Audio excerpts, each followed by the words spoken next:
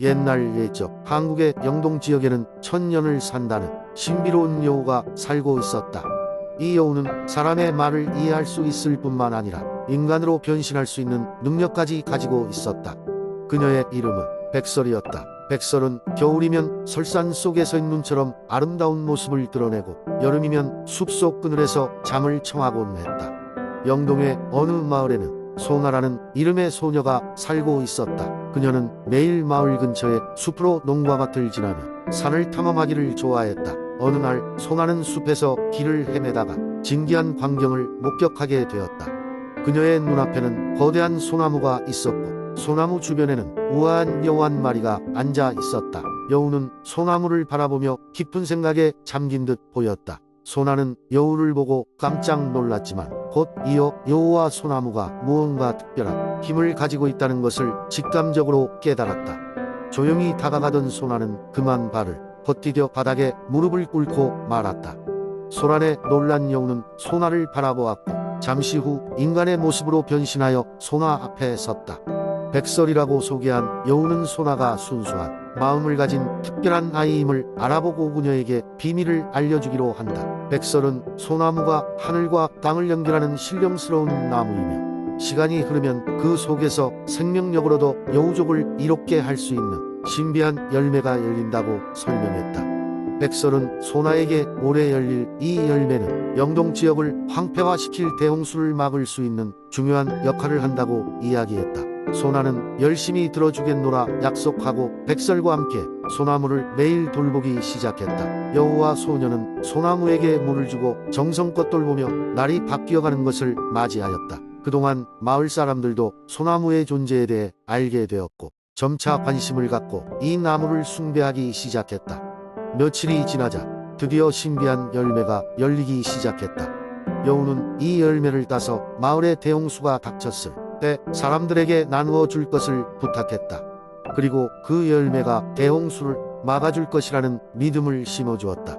시간이 지나 어느 날 예고 없이 하늘이 어두워지고 폭우가 쏟아지기 시작했다. 소나는 백설을 기억하며 그 신비한 열매를 마을 사람들과 함께 나누었다. 그리고 믿기 힘들지만 열매가 대홍수를 흡수하는 것을 모두 눈으로 확인할 수 있었다. 마을 사람들은 여우와 소나무 그리고 소나를 진심으로 감사하게 되었다. 대홍수가 끝나고 나자 소나무는 다시 평화롭게 서 있었고 백설 여우는 어디론가 모습을 감췄지만 마음속에서 항상 소나와 함께 할 것이라 믿고 있었다. 그 후로도 소나무는 계속해서 마을 사람들에 의해 보호되고 가꿔졌으며 백설 여우의 전설은 오랫동안 영동 지역의 구전설화로 남아 사람들에게 전해 내려왔다. 두 번째 이야기. 옛날 옛적에 한국의 아름다운 가평 지역에는 특별한 숲이 있었습니다. 이 숲은 마법빛 숲이라 불렸으며 한낮에는 온갖 색깔의 꽃들이 만개하고 밤이면 수백 개의 반짝이는 불빛이 공기를 수놓는 신비한 곳이었습니다. 이 숲의 중앙에는 크고 오래된 나무가 서 있었고 나무의 이름은 별의 수호자라 불렸습니다. 이 나무에는 마을 사람들의 행복과 소원들이 담겨 있었기 때문에 마을 사람들은 이곳을 지극히 아꼈습니다. 그 숲 근처에는 어린 소년 재중이 살고 있었습니다. 재중은 호기심 많은 소년으로 마법빛 숲의 이야기를 들으며 자랐습니다. 어느 날 밤 그는 숲에서 반짝이는 불빛들을 더 가까이 보고 싶어 혼자 나섰습니다. 달빛이 밝게 비치던 그날 밤 재중은 숲에 들어섰고 그곳에서 작은 구슬을 발견했습니다. 그 구슬은 반짝이며 따뜻한 느낌을 주었는데 재중이 그 구슬을 손에 쥐는 순간 모든 숲이 생기를 잃은 듯 조용해졌습니다. 놀란 재중이 앞을 바라보니 별의 수호자가 말하기 시작했습니다. 이 구슬은 숲의 소원을 담고 있는 구슬이란다. 내가 선택을 해야 한다. 구슬을 돌려놓거나 내 소원을 이룰 수 있단다. 재중은 잠시 고민하다가 마을 사람들과 숲의 조화를 생각했습니다. 저는 모두가 행복한 이 숲을 지키고 싶어요 라고 말하며 구슬을 제자리에 두었습니다. 갑자기 별의 수호자가 환하게 빛났고 마법빛 숲은 다시 그 활기를 되찾았습니다. 그 순간 재중은 자신의 마음 깊숙한 곳에서 소원이 있었다는 것을 깨달았습니다. 그는 늘 가족과 친구들이 건강하고 행복하기를 바라고 있었던 것입니다. 그의 소원은 이미 이루어지고 있었습니다. 그날 이후로 마법빛 숲은 점점 더 찬란하게 빛나기 시작했습니다. 재중은 그날의 경험을 잊지 않고 숲을 사랑하고 지키는 어른으로 자랐습니다. 마을 사람들은 그에게서 많은 것을 배우게 되었고 마법빛 숲은 오랫동안 사람들의 사랑을 받으며 그 자리를 지켰습니다. 그리하여 가평의 마법빛 숲은 오랜 세월 행복과 조화의 상징으로 남게 되었습니다. 세 번째 이야기. 옛날 옛적 아름다운 해변과 푸른 산으로 둘러싸인 삼척 지역에는 용과 인간이 공존하는 마을이 있었습니다. 이 마을은 바람의 마을이라 불렸는데 이는 이곳에 불어오는 바람이 어린아이들의 꿈을 실어 나른다는 전설 때문이었습니다. 마을 주변의 용들은 사람들에게 해를 끼치지 않고 오히려 그들을 도와줄 때가 많았습니다. 그 중에서도 가장 강력한 용은 푸른 비늘을 가진 바람의 용이었죠. 바람의 용은 삼척의 산꼭대기 바람루에 살며 마을을 지켜보곤 했습니다. 마을 사람들은 종종 산을 오르며 바람의 용에게 안부를 묻고 제물을 바치곤 했습니다. 그런데 어느 날 마을에 이상한 소문이 돌기 시작했습니다. 저녁 무렵이 되면 어디선가 알 수 없는 음악 소리가 들려왔고 그것은 점점 더 커져 모든 마을을 휘감았습니다. 이 소리는 마을 사람들에게 불안감을 주었지만 바람의 용은 이 소리가 전하는 특별한 메시지를 감지할 수 있었습니다. 호기심 많은 마을의 소년 영토는 친구들과 함께 이 소리의 근원을 찾아 나섰습니다. 그들은 소리를 따라 숲 깊숙이 들어갔고 결국 한 호수에 다다랐습니다. 그곳에는 평화롭게 물살을 가르며 춤추고 있는 작은 용이 있었습니다. 이 용은 수천 년 동안 사람들에게 잊혀졌던 음악의 용이었습니다. 영토와 그의 친구들은 작은 음악의 용과 대화를 시도했고 용은 마을에 불어닥친 이상한 음악이 사실은 아주 오래된 축복의 선율임을 알려주었습니다.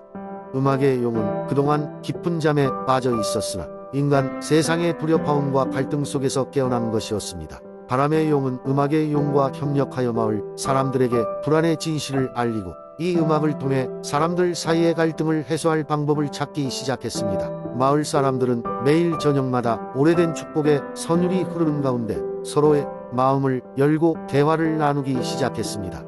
몇 년 후 삼척의 해변에서는 마을의 화합과 평화를 기념하는 축제가 열렸고 모든 마을 사람들과 용들이 함께 춤추고 노래했습니다. 바람의 용과 음악의 용의 우정도 더욱 깊어져 그들은 삼척의 영원한 수호자가 되어 마을을 지켜주었습니다.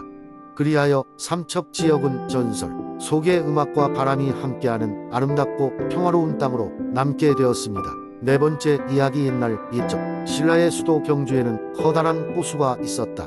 이 호수는 사람들에게는 신비로운 장소로 여겨졌고 그 이유는 누구도 그 끝을 알 수 없을 만큼 깊고 넓기 때문이었다.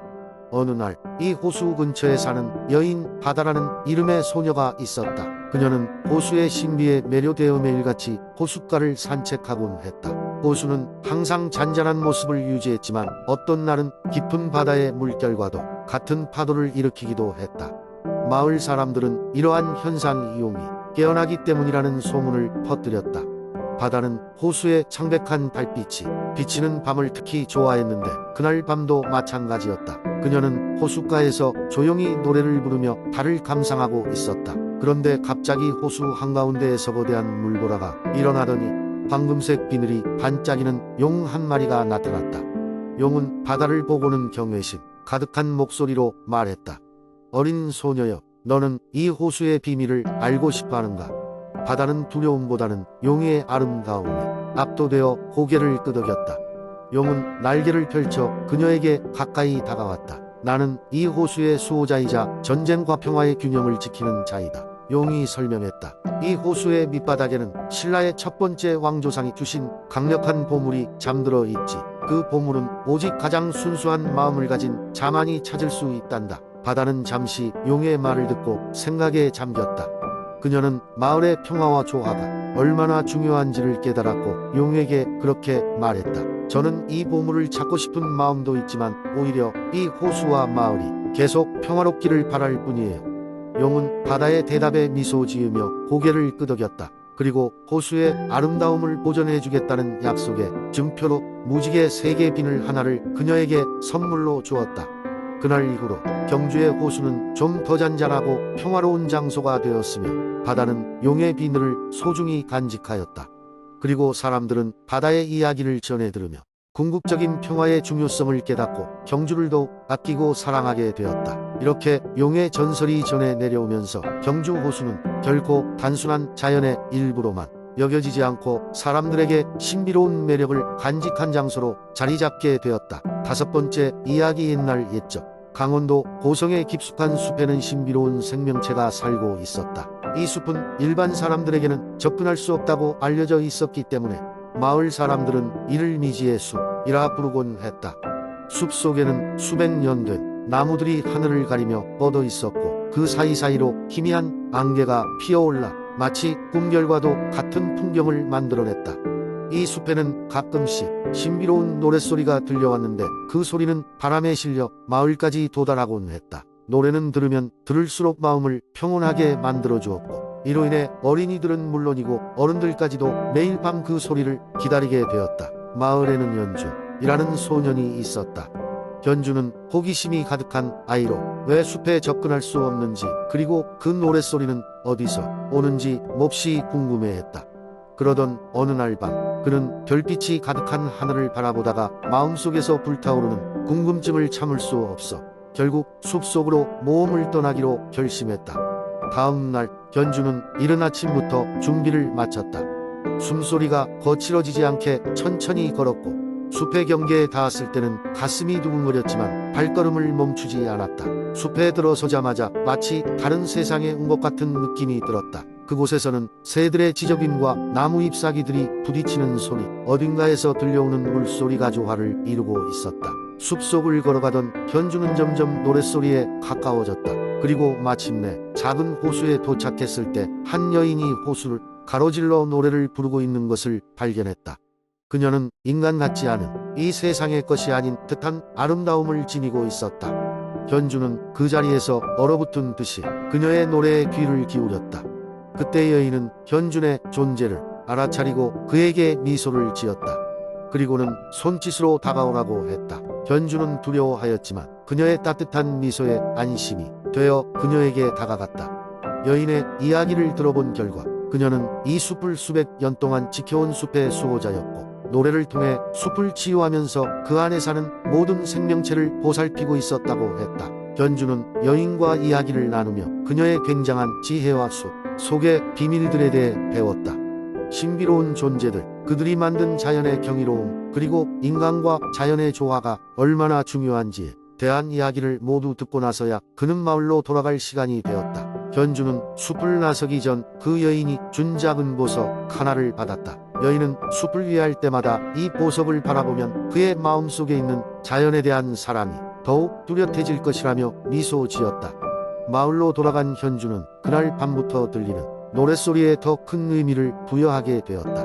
이후 견주는 마을 사람들에게 숲에 대한 이야기와 자연의 소중함을 전파하기 시작했다.